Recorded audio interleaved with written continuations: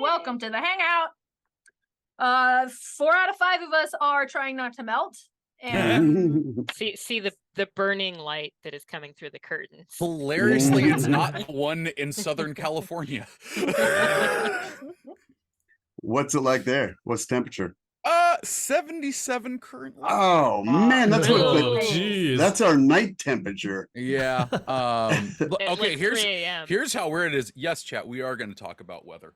Yeah. It literally rained and thundered last night. Wow.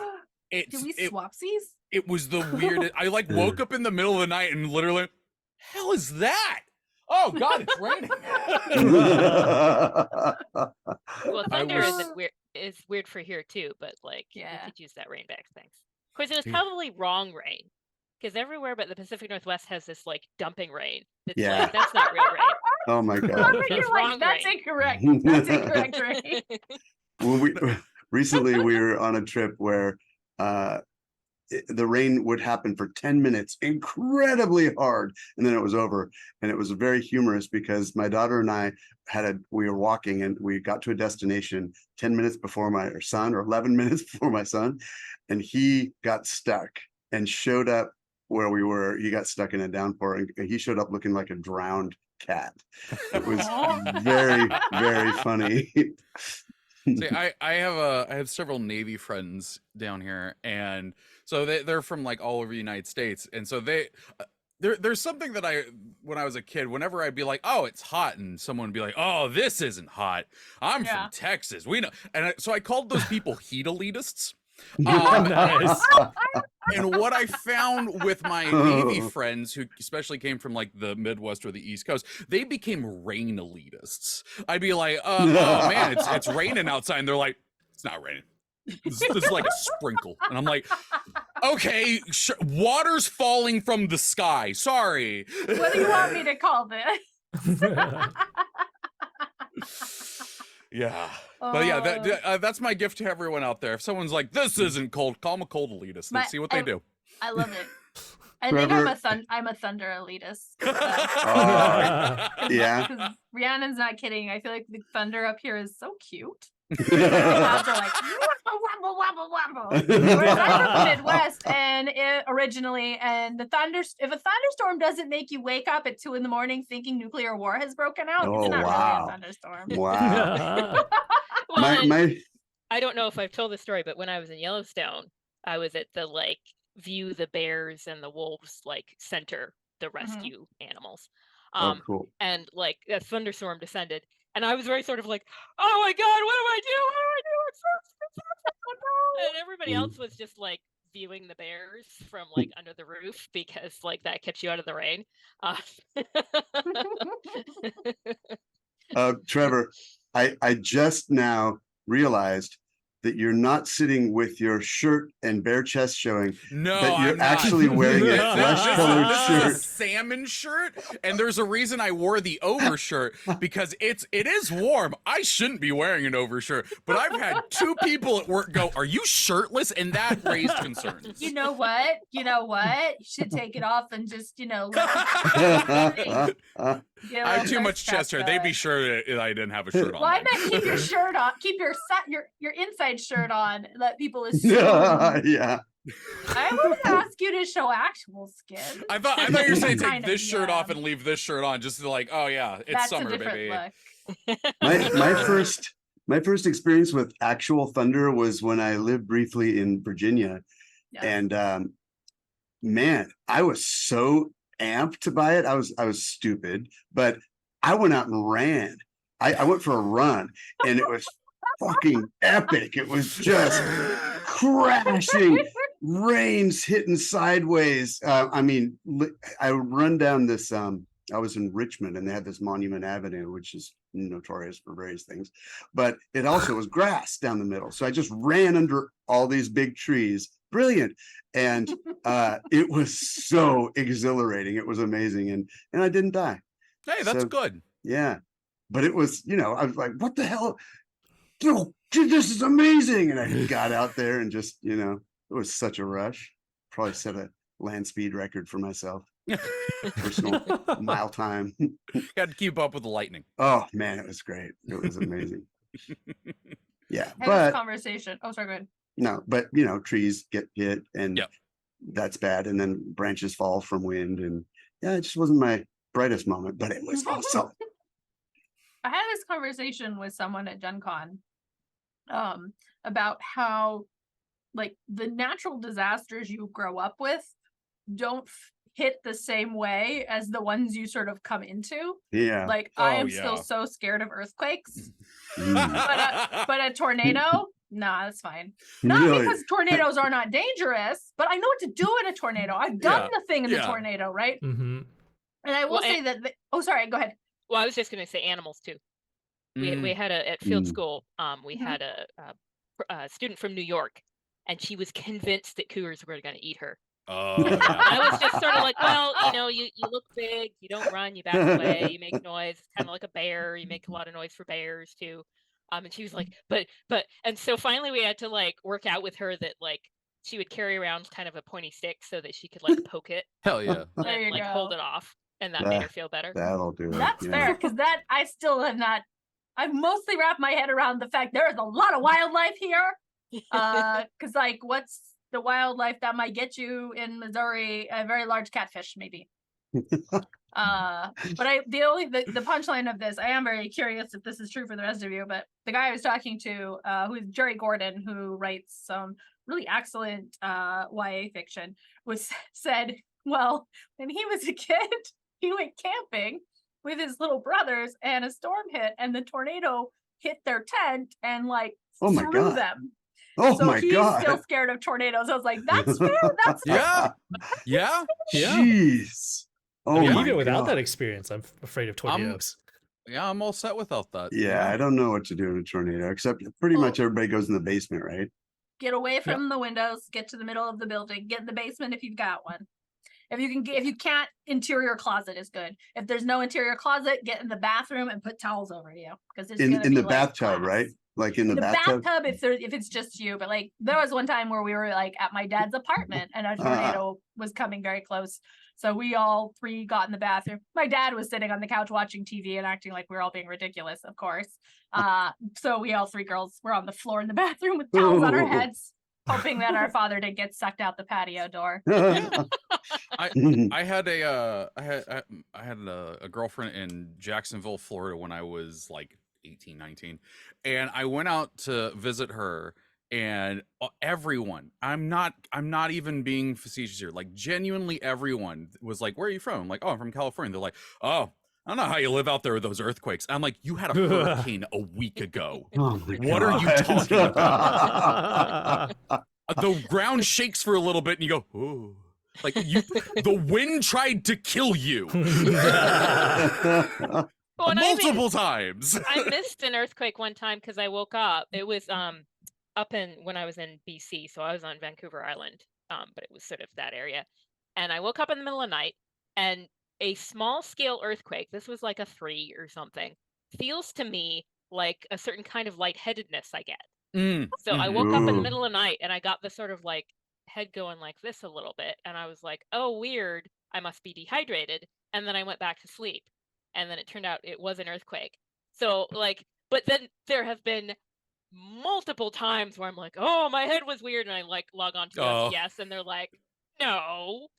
And I'm like, no, I actually am dehydrated. One of the biggest earthquakes we've had around here in quite a long time. My wife and I were sitting in my car waiting for a friend at the time, and we were sitting there, and I was like, are you jiggling your leg? Because my car's very small. Any kind of movement will move. And she's like, no. Yeah. And I look at the parked car next to us, and it's doing this. And I go, I think there's an earthquake. Yeah. That was our reaction to it. Yeah, we were driving. It was when we were looking for our first house. This would have been 2000. And we're driving down the road with the realtor in the car. And I think I've got a flat because we're kind of doing this little thing. And I stop, and then we look over, and the telephone poles are going. Oh wow, that's a serious one. Yeah, it it was. Squally earthquake. Yes, that one. Yeah. Wow. Was that in 2000? I think it was No. 2002 or Two. 3, wasn't it? Okay. Must be Because Because it the was I- second. right before we moved here, and everybody was like, "Oh yeah, be prepared for earthquakes." Oh, And I'm like, man. "What the shit?" It And- was And pretty I intense. missed it because I was in a basement on campus. And Like, so for What? whatever reason, like it didn't do anything, like literally nothing at all was felt in that basement. Because some What basement campus? classroom, Western Washington. So up in Oh, Bellingham. oh, So okay. north of it rather than. Right. So, but Wow. I was bummed. I was like, oh, because people around campus Bellingham was in the right place to like feel it and notice it. Had I not been like, insulated by all this concrete. Oh man. Yeah. I need to earthquake proof my classroom. I have a bunch of heavy things up on a high shelf. That's not a smart move. I'll do that this year. But I have to this day, a pit on the face of my guitar from the telephone falling and smacking during that earthquake and smacking my guitar. Hmm. Yeah. Little memento. The one that genuinely freaks me out is the volcano. Mm. So actually, I mean, Wizards of the Coast is moving their offices now, but I know when I worked there, I looked at the Lahar paths. Like if it Yep. erupts, and I'm like, shit. Toast. Toast. We did That's that geology at terrifying. Western. Yeah. Lahar. Explain Lahar for people. Mud flow. It's like a mud. The side of the mountain just Mud and ash. liquefies. Yeah. And the glaciers just liquefy, and all of a sudden there is a mile deep mud flow. Well, maybe not Jesus. mile deep, but 300 feet deep, whatever. Yeah, that's a 'cause lot though. The like people imagine like eruption, like the pyroclastic flows and the rock and the like ash and whatever is going up, and maybe they know about Mount St. Helens where there is a lot of pressure going Mhm. sideways. But the actual sort of like you see on Hawaii where the little like rocky lava is going blub, blub, blub, blub, blub, isn't what you're gotta be afraid of. It's the No. like it liquefies, and then like imagine the worst, like it's sort of like a mud milkshake flash flood Hot where it just mud sort of like milkshake. Mud Milkshake's my new band name. and I it love just it. like sweeps through and takes everything out. So Oh, we God, we yeah. had to do a little map where like by the terrain we charted it from up at Western Washington. It was Mount Baker that we were charting, and it's like, oh yeah, we're in the like you're dead zone. Really? So how far Wow. do they go? I forget how far Lahar's projected It to reach. doesn't. I don't think it comes up. I don't think Mount Rainier's comes up as high as I think it's kind of peters out around Renton, Tukwila. It does, I believe, aim back towards Lake Washington. So So okay, you're fine. I'm good. I That's where- think everybody here is fine. Well, it's very topography based too. Yeah, 'cause, exactly. You know, It's not like Seattle everything goes up a lot, so you can kind of see the like if you look at a map of it, right? There's like the little carve outs where they're like, it's gonna go down this channel probably. I might have to put that. Flood. We should put that in chat. A map of it. Are you looking that up, Rhiannon? yeah. I I mean, know of what course, I'm- the internet can provide this, but oh, USGS. I love them. They are great. So I will. Oh my God! It looks like a spider starfish. Well, yeah, because it's following the topography. So Yeah, yeah. So this Rainier's hitting like Tacoma and places. Yeah. Now I'm gonna look That's up too Mount Hood much. because that's where I'm gonna be living. And the thing about the Willamette Valley is it's quite different, sort of, with the topography than is the Puget Sound. So Jeez. Yeah, what is this place? We got earthquakes and volcanoes and high housing prices, but no thunderstorms and tornadoes. Yeah. Hmm? Actually, when I did work at here's the story. When I worked at Wizards, there was a tornado at SeaTac. Like a little baby one that was coming down but hadn't hit the ground yet. And we got told like there's a tornado warning, there's been a tornado sighted. And what happened was everybody who had grown up in the Midwest moved towards the kitchen, which is the middle of the building, and everybody who hadn't went to the window to see it. Like, That's hilarious. we theory lost that the last thing part of you that didn't sentence, grow up Aaron. with. What did I say? You started laughing and then you said Yeah, something. I got noise gated. They said that's the worst idea. Mm. The noise gate is just my favorite enemy. It's always mean to me. So Um, Tacoma takes a real hit from the Lahar. Yeah. And Wow. it looks like Mount Hood is enough to the side that it'll hit sort of east of Portland rather than hitting the Willamette Valley, which is good. Yay. Oh my God. Oh my God. I'm looking at this. The Lahar, there's this one square of doom in which it just spiders out and goes to Tacoma, and I think that's Bonnie Lake. And oh my God, they just get trashed. But it's not going to happen. It's just going to go dormant one day. It's just going to go, I'm done. And then we'll all be happy. Yeah, I think my speed for extreme weather is like when LA gets snow or like a little bit of rain, and then everybody freaking loses their minds, and there's like traffic accidents like left and right, and the Yeah. news talks about it, and they like Yep. go outside. They're like, "It's flooded out here," and it's like a tiny drizzle. Rainstorm 2023. Yeah. Yeah. Oh, fun times. Yeah, that's when we can beat rain snobs. Totally. I'm sure I was talking earlier. I was This being real isn't quiet rainy because I was weather. like, "That's me." You rain elitist. Yeah. This isn't umbrella worthy. This isn't umbrella weather. I'm definitely one of those people who a lot of people in Seattle are all like, umbrellas are stupid. You just wear your Gore-Tex. Just, that's what we do. I'm like, no, Gore-Tex is crap. It's clammy and it gets so sweaty in those things. Yeah, What it's even I'd is rather that? have a cute umbrella. It's like heavy duty rain gear. What is Oh. that? It's the material. That's the trademark. Yeah, it's Yeah. supposed So, it's supposed to breathe. I don't often use an umbrella, and there's a reason for it. It's not just because I think it's dumb. It's that it's so often windy that Yeah. like trying to get the umbrella not to turn inside out means like re-angling it every second. Mm. And what I discovered is that if I'm strolling like with just me and my umbrella, I can like move it around. But I'm like, I got to get to the bus. The bus is coming in 10 minutes, and I got to be there. Like, I don't have time to be like screwing with my Right. umbrella. So put the hood up and like get down in the raincoat, and then you just like go. Mm. And you get a little wet on your face, but like if you sort of get enough like in there, then it's not too bad. So Gore-Tex, I grew up being told you got to get a Gore-Tex jacket. It's amazing. It breathes, but it's waterproof. Well, okay, and you go into REI and they have a little square of Gore-Tex, and it's got a bunch of water on top of it, and the water's not going through because it's in a glass tube, and the water's not going through because it's waterproof. And then they've got a nozzle underneath forcing air through it so you can see it breathes.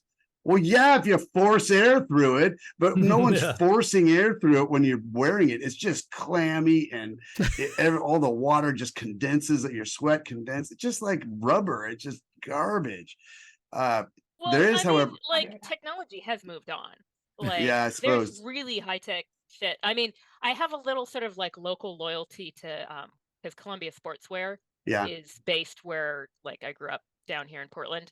And they have a lot of like they're like sunscreen, sun blocking like fabrics, and they're like warm fabrics, and yeah, they have like gloves and stuff that have the like reflective material that they make like emergency blankets out of that's like inside it. Yeah, And so yeah. it like reflects your warmth back Yeah. on you. And they have all kinds of like wicking water like yeah. stuff too. So here's the thing. How much do you sweat on a scale of 1 to 10 as a sweater? Are you a big sweater? I'm not a big sweater. Because So I am All right, freaking viewers, off let us the know how much charts. you sweat also. Yeah, Scale of 1 to 10. yeah. I sweat when I Percentages in walk chat. fast.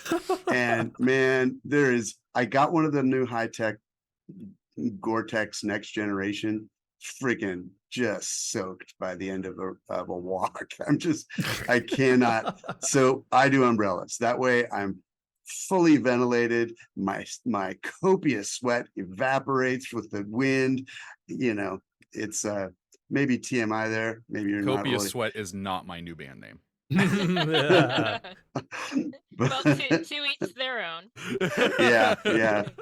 They haven't made one yet that can handle my, my That can It's okay. contain. I also have a friend that's like notorious for not only being like incredibly sweaty, like everything will make him sweat. In fact, like vinegar, no, like any sort of vinegar, a touch of it will just cause him to like break out uncontrollably and sweat. So like ketchup will cause him to sweat oh my profusely, God. like just What? dripping down the face. Can But they do pepper? I think so. I've only seen it with like the vinegar. They've only mentioned the vinegar. But What the is that? other part of their sweat is incredibly corrosive for whatever reason. So this is the friend who is like not allowed to touch any of my board game pieces unless they are plastic coated. You could tell if he's held any set of cards that are not protected by sleeves for one single game, there will be imprints of his fingers on the back of the cards. Oh my God. Wow. Yeah. That's a superpower. He's got like, I mean, Well, have you watched Dr. Horrible's sing along vlog? yeah. Yeah, some of No. it. Yeah, it's there's the supervillain. His name is he's a supervillain sidekick. His name is Yeah. Moist. moist. Moist. Oh yes. Tara and I, my wife, like literally last week or the week before, like Dr. Horrible came up in conversation, and we're like, damn it, there was that one song in that movie that we could sing verbatim, and I couldn't even tell you what it sounded like right now. And so we brought up that one scene, watched it all the way through, and went, all right, I'm good. Was it the laundry song? Yes. Nice. I mean, if I was gonna sing one of them right now, it would be the laundry song. Yeah. I mean, we still got 3 minutes left, Rhiannon.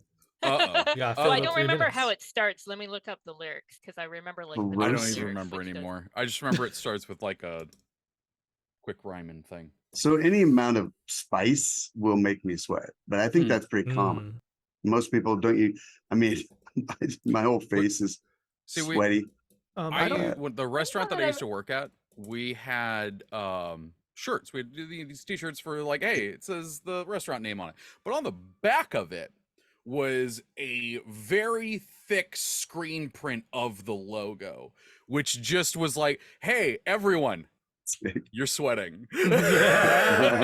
And there was one dude that like, I don't know if he had the vinegar problem, but he definitely did sweat way more than everyone else. To the point that like during the summer, I was like, buddy, just go stand the walk-in for a little bit. You're good. Don't worry about it. I handled up here. Oh my God. Oh, I just remembered more facts about this one friend. His wife told me, and I don't know if this is TMI, but his wife, No. so his wife told me that he also sweats profusely in bed, and like his sweat eats through the mattress. So you see like a slight like human shaped indentation of where he is on that mattress. It's just Oh, Yeah. boy. Here's what this person's diagnosis is. That is wild. yeah. It He has a great is. sense of humor about it. Has he tried You a have to. low acid diet? Maybe. I don't know. Never asked him. That's funny. Yeah, that's the sort of like personal medical question that you don't want to sort of, like, Yeah. start the interrogation and start busting out advice. Yeah. Funny. Okay, well, we're at 6:24. We do have to take a break and run a quick ad break. it. Is there anything anybody else wants to say before we go Everybody, if you hear air conditioning, no, you didn't. Yeah. to? That is tonight's game. All right, yeah, we'll begin that game in about 5 minutes. See you then.